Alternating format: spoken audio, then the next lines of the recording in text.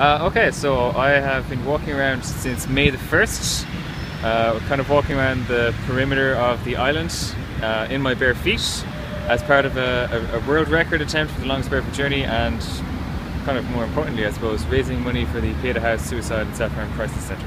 Really, really good. I've been taken through a lot of extraordinarily scenic parts of Ireland.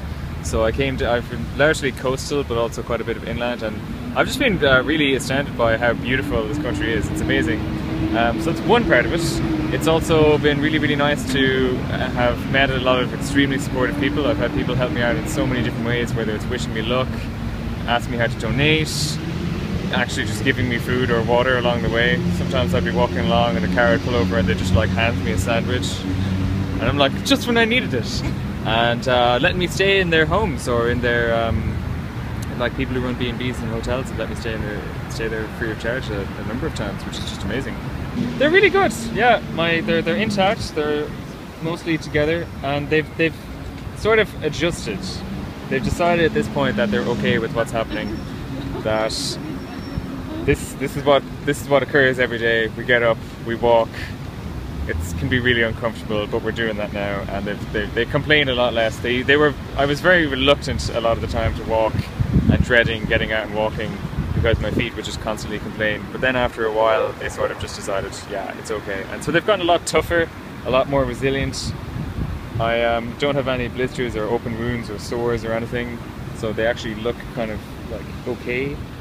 Yeah, I broke it yesterday at about 11:15. And I don't know, it was just really surreal. It just, I don't know how to feel about it yet. I guess it just hasn't really hit me that I've actually broken the records. I just remember passing the spot and being like, whoa, okay. And then I kept walking to Belfast because I had to.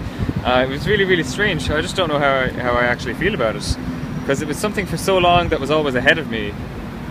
Always something that I was trying to get to, and it seemed kind of unreal. You know, when something's not really that concrete until you actually get to it, and then I broke it, and I just don't know how to feel about it. I think part of it as well is the fact that I've broken the record, but I'm not actually finished.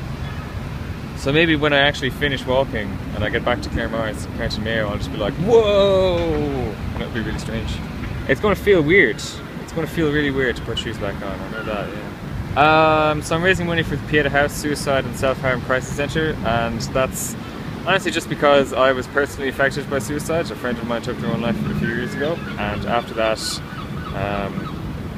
it was something I just cared about a lot more. It's very different when it actually happens to someone that you know. And so I wanted to raise money for Pieta House because they do excellent work all over the place, providing services to people who really, really need it, and it's free of charge.